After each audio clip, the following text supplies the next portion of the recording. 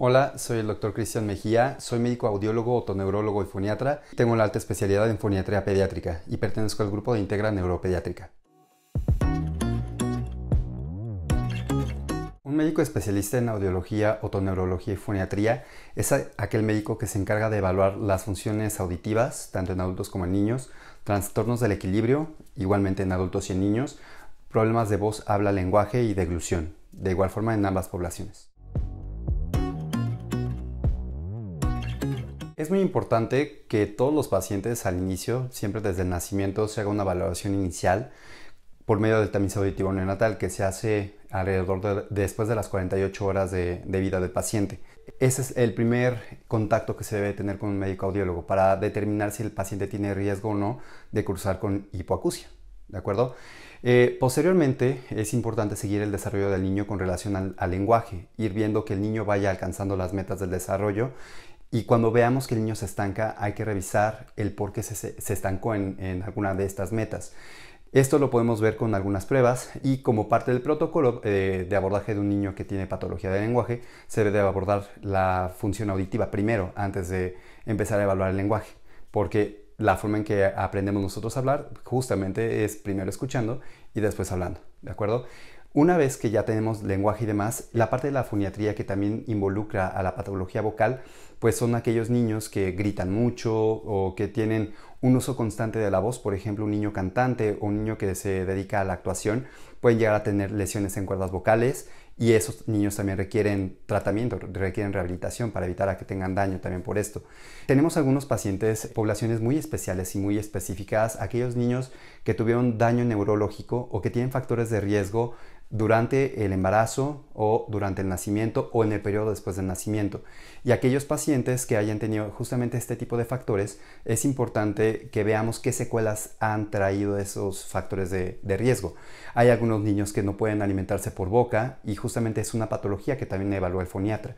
Principalmente en el área de foniatría pediátrica se involucra justamente el uso de la voz, el uso del aparato fonoarticulador para realizar la deglución, y también algunos otros trastornos, por ejemplo el paciente que tiene secuelas del labio y paladar hendido, que llega a tener ya una cirugía correctiva de labio o de paladar, rehabilitar al paciente para que tenga una mejor calidad de voz y no se escuche tan nasal su voz, ¿ok?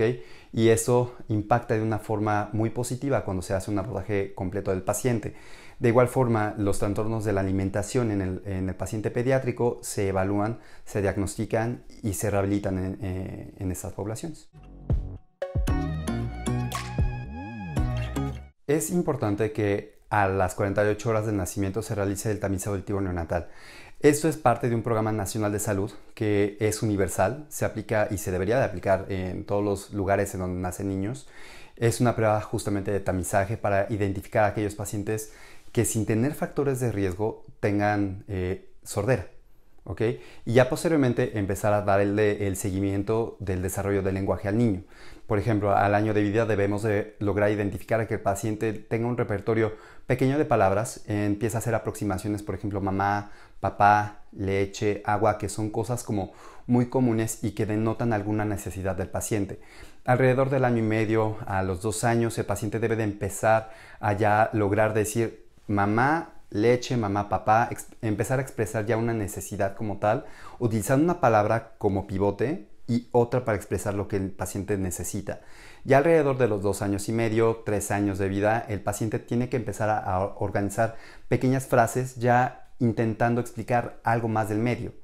Mira mamá pelota, mira mamá jugar, ir mamá a comer, etcétera, etcétera, para que alrededor de los 4 años de vida ya empecemos a organizar una oración mucho más larga, mucho más rica, y de esa forma el paciente ya se logre comunicar de una forma más completa o de una forma más efectiva. Y esto justamente da el tiempo con que el paciente empieza en preescolar, justamente. Y ya para que alrededor de los 5 años de vida el paciente tenga un lenguaje muy parecido al nuestro, con algunas imprecisiones todavía de algunas letras, principalmente la S y la R. Esas son las letras que principalmente el paciente tiene dificultades a esa edad, para que alrededor de los 6 años y medio de vida ese lenguaje ya esté completo, junto con esas letras que generan mayor conflicto. No necesitamos esperar a que el paciente cumpla 6 años o 6 años y medio para solicitar una evaluación. Conforme va yendo el desarrollo del paciente, podemos observar si hay algún rezago o no. Entonces, en el momento en que yo veo que mi hijo no tiene el mismo desarrollo que sus compañeros o que otra persona que yo conozco, valdría la pena acudir con un médico para que se haga una evaluación para ver si el paciente tiene necesidad de algún abordaje un poco más a profundidad. En el caso del paciente con sospecha de sordera, es importante estar al pendiente de cuál es la reacción del paciente ante los diferentes sonidos. Por ejemplo, hay pacientes que no logran identificar de dónde viene una fuente sonora cuando se le habla a la mamá, o cuando se cierra una puerta, cuando suenan las llaves, si ladra un perro, si suena una licuadora, si pasa un camión inmediatamente cerca del paciente. Hay pacientes que no se inmutan ante el sonido.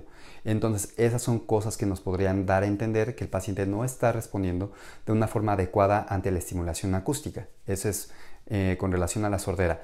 Con relación a los trastornos del equilibrio en población pediátrica, son menos frecuentes, pero podemos observar a un paciente que ya está en etapa de empezar a caminar, que podría estar presentando un fenómeno de caídas de forma recurrente sin tener diagnóstico de pie plano, que sería un diagnóstico diferencial.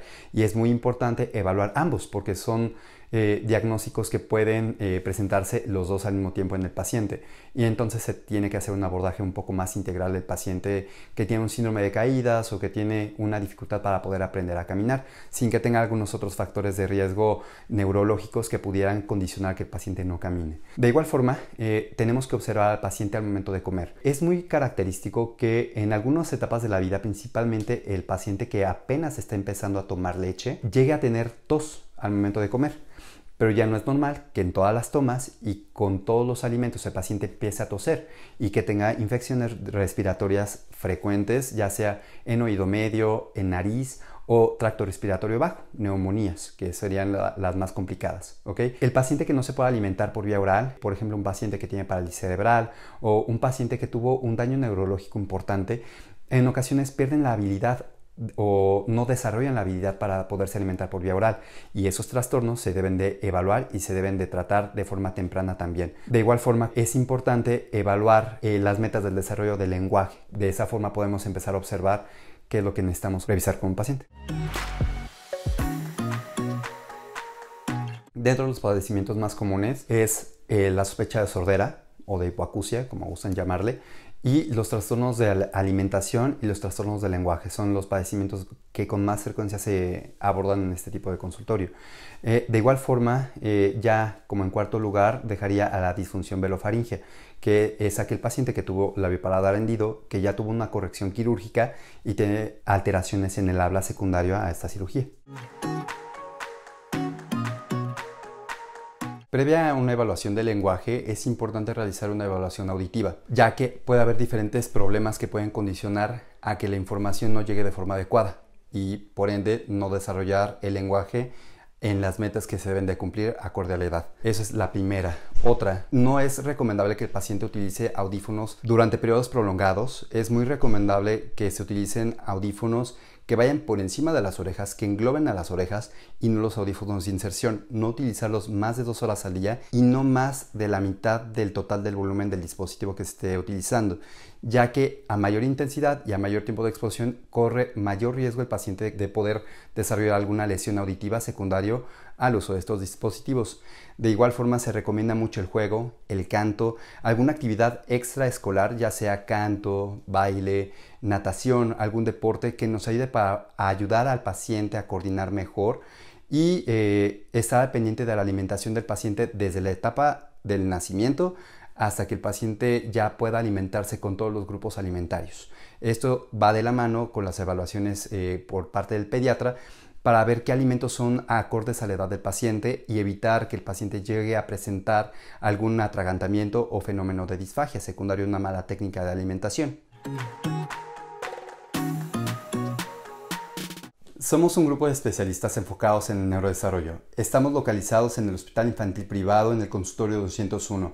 El número de contacto para solicitar una evaluación por audiología y foniatría pediátrica es el 5519 650212. Los esperamos.